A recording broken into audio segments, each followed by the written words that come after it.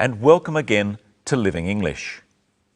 Today, we'll look at language you can use when going to the doctor. And we'll look at how to talk about what you prefer. But first, let's see sisters and brothers. In the last episode, Anne told the detective, John, that she thought she saw her brother at the market. Today, she's visiting the doctor.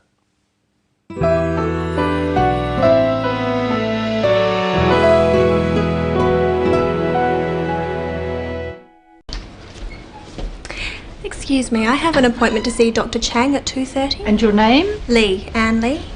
Ms. Lee. Yes. Please take a seat. Doctor will see you soon. Thank you.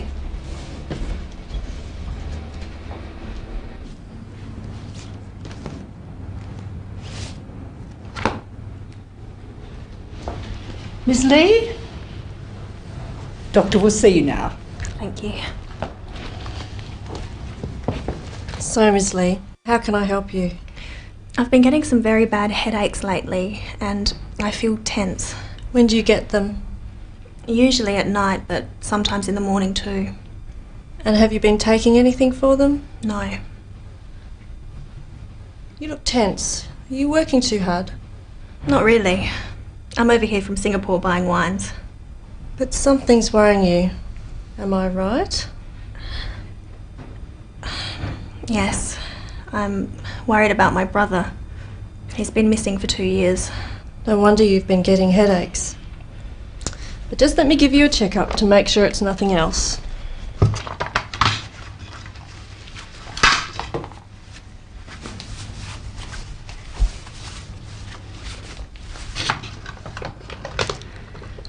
Your blood pressure is a little high, but your heart is fine. I'm sure it's the worry about your brother that's causing the headaches. What can I do? Try to relax and get some rest. Do you prefer Western or Chinese medicine? I prefer Chinese medicine. Here are some tablets. Take 2 3 times a day and try not to worry about your brother. I'm sure you'll find him soon. Thank you. I hope so. And let's hope that Anne feels better soon. When Anne arrives at the doctor's, she first talks to the receptionist. Let's look again at her conversation with the receptionist. Excuse me, I have an appointment to see Dr. Chang at 2:30. And your name? Lee, Anne Lee. Ms. Lee. Yes. Please take a seat. Doctor will see you soon. Thank you. Anne tells the receptionist who she has come to see and the time of the appointment. She says, I have an appointment to see Dr. Chang. Practice this phrase with Anne while we see the clip again. Excuse me, I have an appointment to see Dr. Chang at 2:30. The receptionist asks for Anne's name. She doesn't say, what is your name, please? She just says, and your name? She might also say, what is your name? Or, what was the name? Then she asks Anne to take a seat while she waits. She means that she can sit down. Practice saying, please take a seat with the clip. Ms. Lee. Yes. Doctor will see you soon. Ms. Lee. Yes. Please take a seat. Doctor will see you soon. And finally, the receptionist says, Doctor will see you soon. She means Anne won't have to wait long. Later, she says something quite similar. Ms. Lee? Doctor will see you now. She means that Anne can go and see the doctor. Her wait is over. Let's look at the language the doctor uses to talk to Anne. So, Ms. Lee, how can I help you? Try saying, how can I help you with Dr. Chang? So, Ms. Lee. So, Ms. Lee, how can I help you? Now let's look at how Anne describes what is wrong with her. Listen. I've been getting some very bad headaches lately and I feel tense.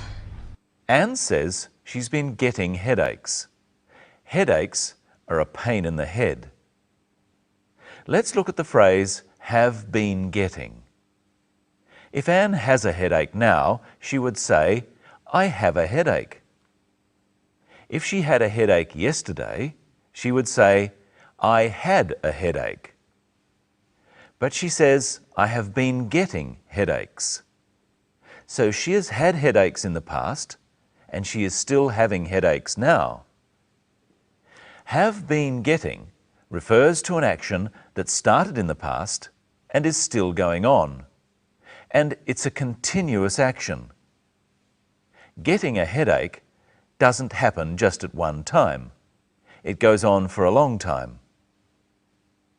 Let's look at some other examples of this present perfect continuous tense. And have you been taking anything for them? No. The doctor asks Anne, have you been taking anything for them? That is, has Anne been taking any medicine for her headaches? The doctor wants to know if, when Anne gets a headache, she takes medicine and is still taking medicine when she gets a headache. Here's one more example. But something's worrying you. Am I right? Yes, I'm worried about my brother. He's been missing for 2 years. Anne says that her brother has been missing for 2 years. 2 years ago, he went missing. Now, he is still missing. So he has been missing for 2 years. The action started in the past, continued until the present, and is still continuing now. Let's try some other examples. First, repeat what Anne said. He's been missing for 2 years. He's been missing for 2 years. Now let's use different words. I, looking for him, a year. I've been looking for him for a year. I, waiting, an hour. I've been waiting for an hour. She, studying, 3 years. She's been studying for 3 years. We, driving, since 6 a.m. We've been driving since 6 a.m. And remember that we use for to talk about a length of time. For an hour. For 3 years. We use since to talk about a specific time in the past. Since 6 a.m. Since yesterday. And here's Michelle Croden. I've been waiting for you. Well, you can stop waiting now. I'm here. What are we going to talk about today? About preferences and choice. First, let's look at a question Dr. Chang asks Anne. Try to relax and get some rest. Do you prefer Western or Chinese medicine? I prefer Chinese medicine. The doctor asks Anne whether she prefers Western or Chinese medicine. She is offering Anne a choice. She uses the word prefer. This means to like something more than something else. And she uses the word or to show that the choice is between two things. In her answer, Anne says which one she likes more. She says, I prefer Chinese medicine. Brenton, here are 2 pictures. This is a portrait, a picture of someone, and this is a landscape, a picture of a scene. Do you prefer the portrait or the landscape? I prefer the landscape. Now try asking the question. Remember to use or. First about the pictures. Do you prefer Do you prefer the portrait or the landscape? We can also talk about things you prefer doing. Look at how we do this. Michelle, do you prefer swimming or running? I prefer running. I could also say I prefer running to swimming. What about you? I prefer swimming to running. Try at home with some choices. You say which you prefer. Staying home, travelling. Now say which you prefer to the other. Reading, watching TV. Now say which you prefer to the other. Let's look again now at how Anne described her symptoms. Symptoms are the signs that something is wrong with you. I've been getting some very bad headaches lately and I feel tense. Anne says she's been getting headaches, pains in her head. What are some similar words? We can also talk about a stomach ache, a pain in the stomach, and toothache, a pain in a tooth. And Anne says she feels tense. What other words might you use to describe how you feel to a doctor? You might say, I feel sick, or I feel hot, or I feel cold. Let's look at what the doctor does to find out what's wrong with Anne. Your blood pressure is a little high, but your heart is fine. The doctor says Anne's blood pressure is a little high. Try saying this with Dr. Chang. Your blood pressure is a little high. But your heart is fine. Your blood pressure is a little high, but your heart is fine. Your blood pressure is a little high. What else could Dr. Chang have said? Try saying the phrase with these different words. Very high. Your blood pressure is very high. Low. Your blood pressure is low. Very low. Your blood pressure is very low. Too high. Your blood pressure is too high.